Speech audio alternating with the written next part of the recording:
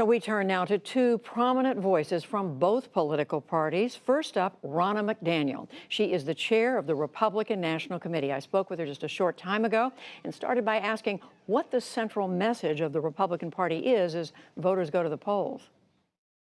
Well, the question that we're asking voters is, are you better off than you were 2 years ago? More jobs have come to this country. Unemployment rates are at record lows, especially for the Hispanic and African American communities. Wages are growing for the first time in a decade, over 3%.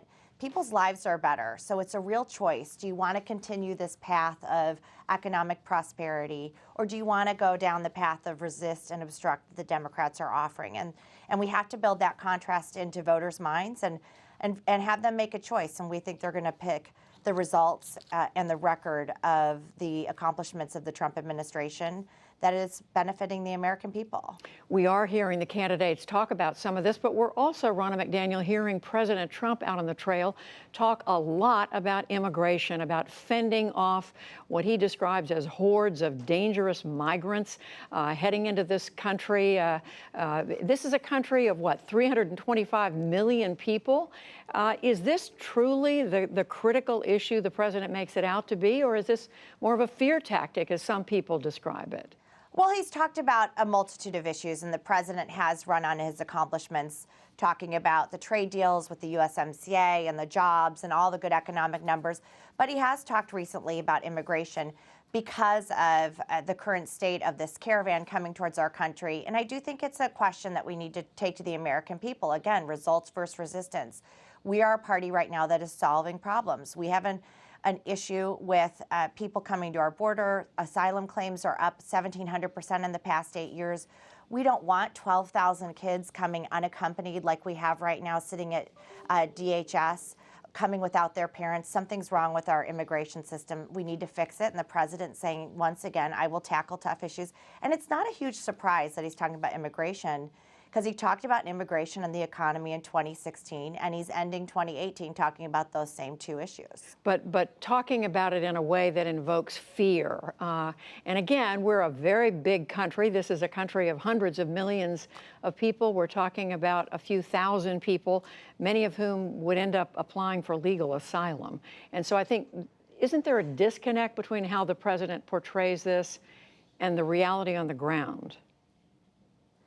Well, in his press conference that he gave from the White House last week, I don't think he talked about fear as much as he recognized there's a lot of people who want to come to this country because they see the prosperity. They see it as a beacon of hope, and we understand that. We are a country that's welcoming to immigrants. We bring in 1 million new immigrants a year, and he's saying, let's do it legally and let's fix our system. But we certainly don't want bad actors to get in because we don't have the border security we need or the checks we need, and we need to fix that. And there have been bad actors let into our country, and that's not something any American wants, but he recognizes that people want to come to this country. We deserve, not just for our country to build, to have immigration reform, we need to have that for the people who are trying to get here. Let's do it in a legal way. Let's work with Democrats to get that done. The president, again, is saying, let's solve problems that haven't been solved for decades. Is this election a referendum on President Trump? You know, it's a referendum on the results, absolutely, because Nancy Pelosi has said she wants to raise taxes.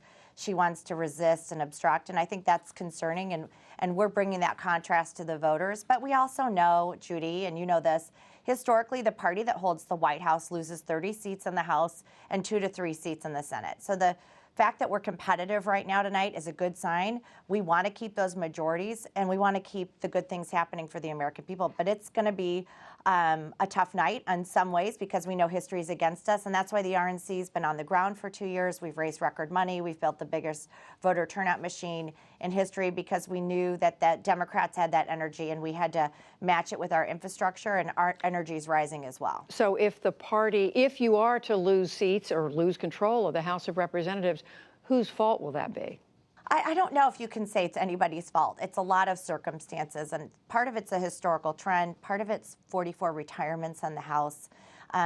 And I think the voters need to take a look at what Nancy Pelosi does sometimes if she becomes Speaker, because she's talking about resist and obstruct, but sometimes you don't realize what that means till she gets the gavel. I think we can win the House. But voters sometimes come out and vote for the opposition and not for the results that are happening. And we're trying to change that course and defy history and make sure people understand what's at stake with this election. Ronna McDaniel, I want to ask you about something else Republican candidates, many of them are talking about, and that is with regard to health care. They're talking about preserving, protecting those with pre-existing conditions. Now, this comes on the heels of almost all of them voting time after time after time to do away with the Affordable Care Act, so-called Obamacare, which did protect pre-existing conditions. So there's a contradiction there that I think hasn't been explained.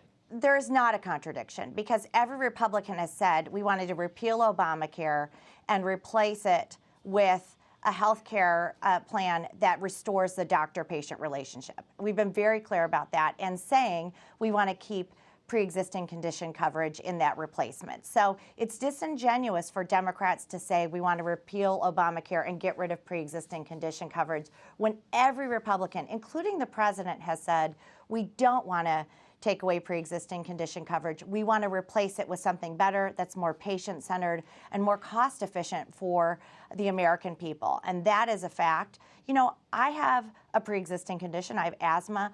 I have family members with pre-existing conditions. We don't want to take away that coverage. And that fear-mongering has been part of the Democrat toolbook or this election cycle. And it's something that's not fair to the American voter, and it's also not truthful. Well, I ask because I think during those long debates, it didn't come up. You didn't hear Republicans talking about protecting those with pre-existing conditions. Ronna McDaniel, thank you We've always said repeal and replace. We've always said repeal and replace, and pre-existing conditions was part of that. Ronna McDaniel, chair of the Republican Party, thank you so much for making time for us. Thank you for having me.